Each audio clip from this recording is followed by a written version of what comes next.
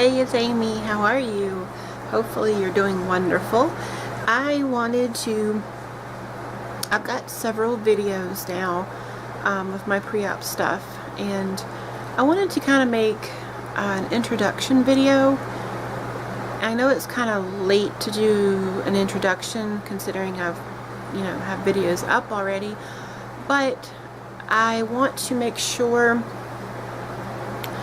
that people that want to know a little bit more about me and my decision and when it's supposed to happen, why it's supposed to happen when it is, and just about me a little bit other than the having to watch all of the weight loss videos to get that information. I'm 42 years old. I will be 43 in August next month. Today is July the 29th, Tuesday, 2014, and my surgeon is Dr. Bruce Shermer in University of Virginia in Charlottesville. I live in the Shenandoah Valley. I've lived pretty much my entire life in the same county. Approximately a year and a half of that time I lived in another county with my ex-husband, and the last 3 years I've lived in a different county other than where I'm originally from. Other than that time period, I've lived in that same county my entire life. I have 2 children, one that is 16 and will be getting his learner's permit soon. He's got his learner's permit and he'll be getting his driver's license soon. And my other son will be 18 in September. He's been sick his whole life. He had a trach when he was 3 months old. He was put on in a feeding tube, and he was put on a ventilator at 2 years old. And now we've gotten him to where he only needs the ventilator at night when he's sleeping, or anytime he doesn't feel well, or anytime he needs it or he wants it. But as far as actually having to have it, he only has to have it when he's sleeping now. He is going back to school. He was homeschooled for a little while, and since we've moved to the new county in the last 3 years, he's been attending school, high school, and he loves it. Both of them are pretty smart. I know that's probably biased being their mom, but they are pretty smart. I love being a mom. That's one of my favorite things in the whole world. I'm divorced. I've been divorced for, more than 10 years. Yeah, 10 years, I think. Anyway, I know it's been more than 10 years it's been 10 years because the man that I'm with now, my fiance, we've been together for 11 years, and I met him. We went on our first date almost from the date the date that my ex-husband and I separated, the date he moved out, and the date that I went on. The time that I went on the first date with the man I'm with now was 10 months from the time that my ex-husband moved out to the time I went on the first date with Daryl. So in June 28th we will have been together for 11 years. This past June 28th we were together for 11 years, and I've lived here with him for the last 3 years. Coming up August 5th will be 3 years that we've lived here, me and the boys and my mom and our puppy dogs, 3 dogs. One of them sitting over there sleeping. Well, he's not asleep, but I am in nursing school. I've been doing prereqs for the last 4 to 5 years. 5 to 6 years, probably about 5 years. I've been doing prerequisites for my associate's degree of registered nurse. And when we moved here, I had to change schools because the school that I was going to, the community college I was in, doesn't cover this area. So I had to move to a new community college, which we're really not that far. We only moved 50 miles from our old place we lived, but it was just enough that, you know, we moved to, there's another county in between us, so we just moved far enough that I can't go there. They don't cover this area. So in doing that, some of the prereqs I had taken were not correct for this new school. I had to take a computer class over, I had to take a new ethics class, a new sociology class, I had to take my biology and chemistry from high school. The other school said was good enough. This school said it wasn't, so I needed to take it again, which I'm not upset that I had to take it. I'm glad I took it again because it really helped in anatomy. But I got straight A's in anatomy, so I'm very happy with, you know, both part 1 and part 2 finishing with an A. But I wish I would have known when I first moved here, because there's other classes that I could have taken. I could have applied sooner. Anyway, rather than explaining all that, it just threw me off a year. And then the other classes threw me off a little bit more. So I could almost be done by now had I not had to do that. Anyway, that's okay. I applied in January or February is when the application was due. And I applied. Found out in March I got in. August 25th, class officially starts. Now, on to my weight loss surgery. Weight loss surgery, I tried before my ex-husband's and my divorce was final. We had to be separated for a year before we could even file because we had children. In the state of Virginia, that is a requirement to be separated for a year before you can file. And then I didn't have the money right away, so we worked another couple months, you know, give or take 4 months before I even filed. So April, May, June, July, August. We were 4 months shy of being separated for 2 years before my divorce was final. So we separated the end of August, and then 2 years later, April 1st is when the divorce was signed. So in that time period, I did have insurance still with him, and I tried to have the VSG, or the vertical sleeve gastrectomy surgery, before the insurance ran out. But because it was still new and it was considered investigational and experimental by my insurance company, they refused to let me have it. I appealed. They still said no.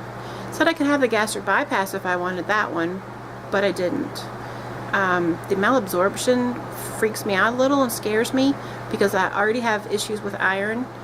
If it came down to where I had to do that one, maybe, but I really don't want to do that one, so I'm going with the sleeve for now to see if that does well and I don't have really, you know, the horrible reflux, acid reflux from it. As long as I don't have that, I'll be happy with the sleeve because I'm not looking to get to a size 2. I just want to be able to work a 12-hour shift and not feel like I'm dying 3 or 4 hours into it when I have another 8 hours to go. And I want to be on my feet. I need to be on my feet to be a nurse, and I need this weight off. So that's why I'm doing it. That's a lot. And there's family history of diabetes and heart disease and cancer on both sides, and stuff that high cholesterol, and just things that I know are in my future if I don't get this off. And so, and that's another reason. It's really not to be a size 2. It's not to wear a bikini. It's not to after losing this much weight, you're going to have plastic surgery, reconstructive surgery. It's just almost a given. Either that or you're going to have loose skin. So to think that you're just going to lose 150, 160 pounds and have a perfect body, swimsuit model body, is just not going to happen. I just don't. I mean, maybe for some people it could. I don't know. But I don't expect that. And I'm not even looking for that. So anyway, let's get back to the introduction. Like I said, I'm starting nursing school. Last February, I made a decision that I was going to lose weight, and I needed to lose weight. Nursing school application was coming in a year. Clinicals were coming. I mean, all this stuff was coming in my future, and I know it's coming. So I wanted to lose weight. at least 50 pounds in that year. And I didn't think 50 pounds in a year was too much to ask for. And everybody kept saying, if you just stop drinking soda, and Coca-Cola was my drink. I mean, I'd go through 2 12-packs in a week, and easily, by myself, nobody else. And some days I'd drink nothing but soda. Sometimes I'd have sweet tea, but it was mostly soda. And everybody kept telling me, just give up soda, and you can lose enough calories out of your diet to lose 50 pounds in a year. Okay, I'll give up soda. We'll try it. See how long I can go. So I did. I gave up soda. I started walking 5 days a week, a half a mile at a time, which granted is not a lot, but when you're over 300 pounds and you don't do any exercise, half a mile was pretty good for me. It made me winded by the end of it. So a couple of times I got up to 3/4 of a mile, but it was a little harder to do that. I mean, I walked in the snow.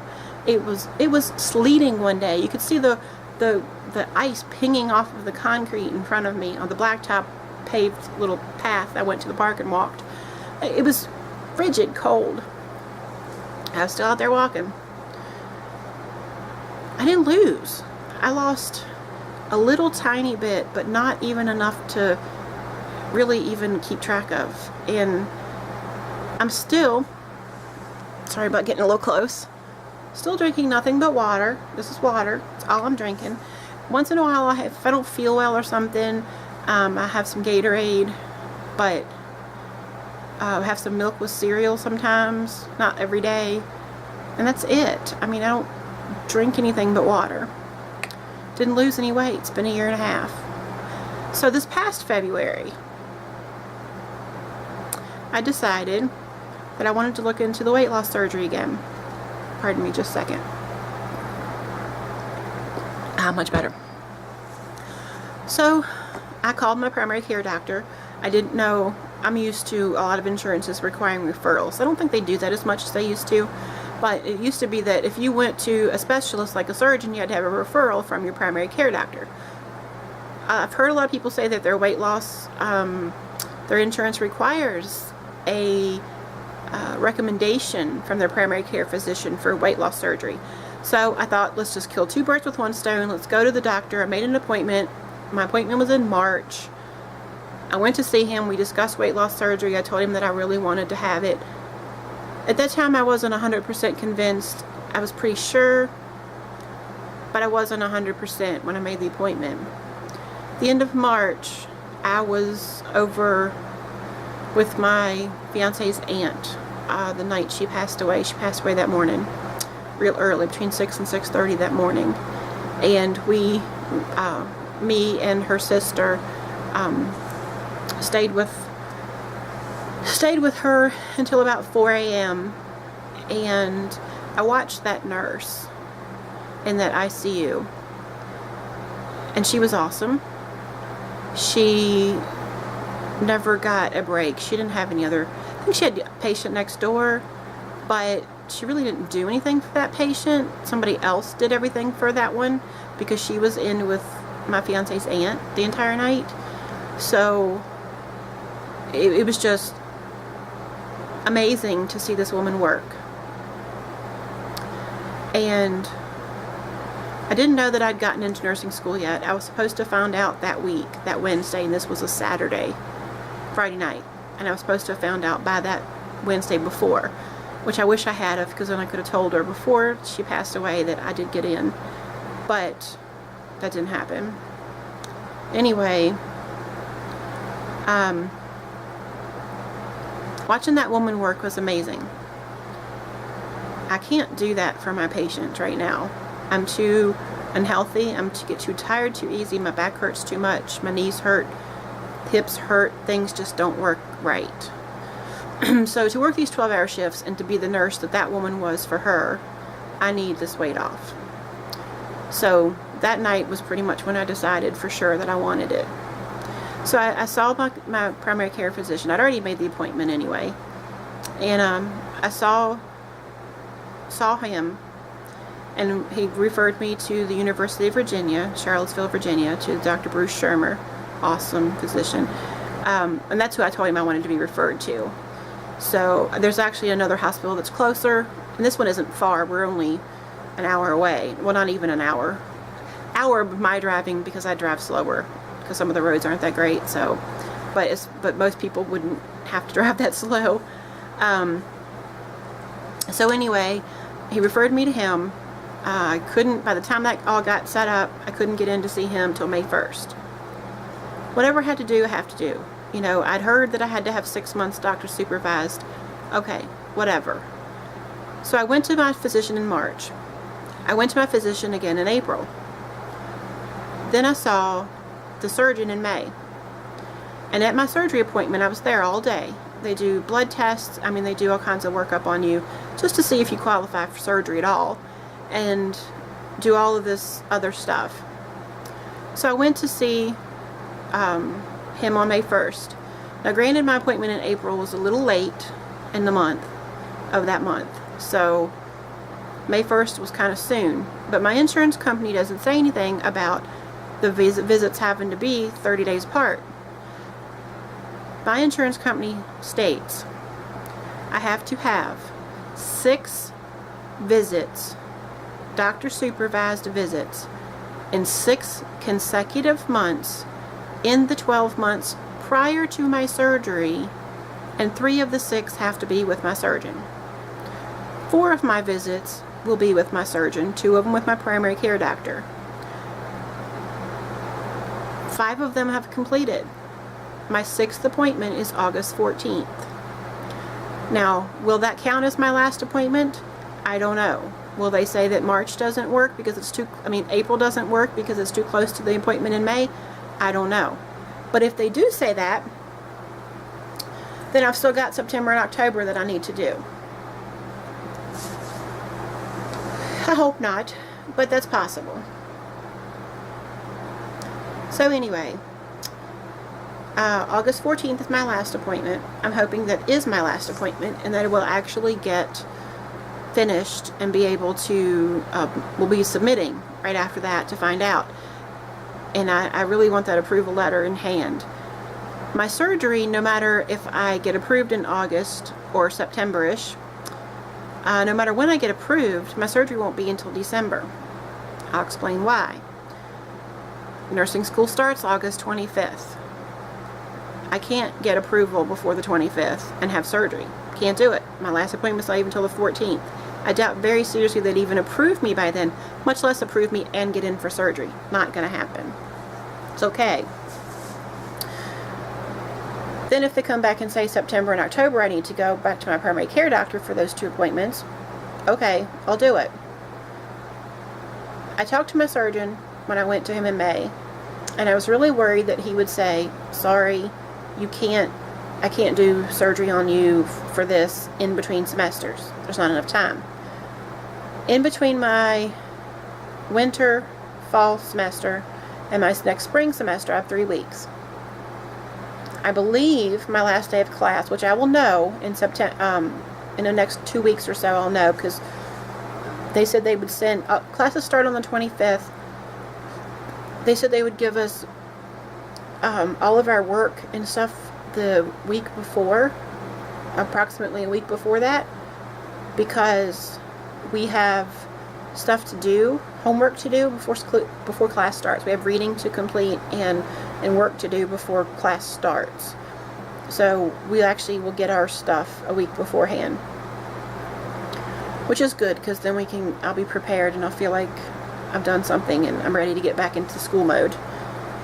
So I'm ready to get this over with. I'm ready to be a nurse and be done. Anyway, so I have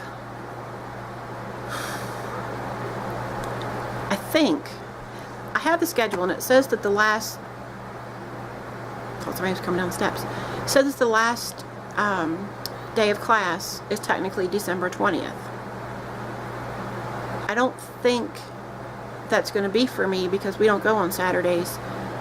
There are some classes that go on Saturdays.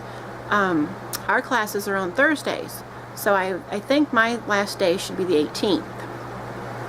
If that's the case, and my last day is the 18th, then I could have surgery on the 19th, which is a Friday, and I know he does surgeries on Fridays. He does them on Mondays, Wednesdays, and Fridays. They don't stop doing surgeries until the 21st or 22nd, around that time, because of closing down, you know, getting a skeleton crew from Christmas till New Year's.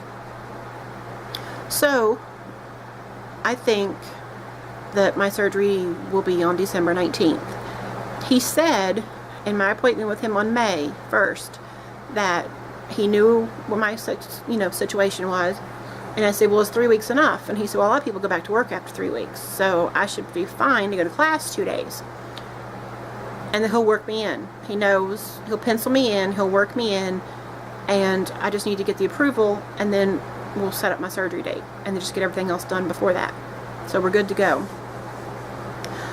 And my class, the way it works is we do I'll have 3 weeks before I have to go back to school at all, and then after that I'll have about 5 weeks or 6 weeks of class time.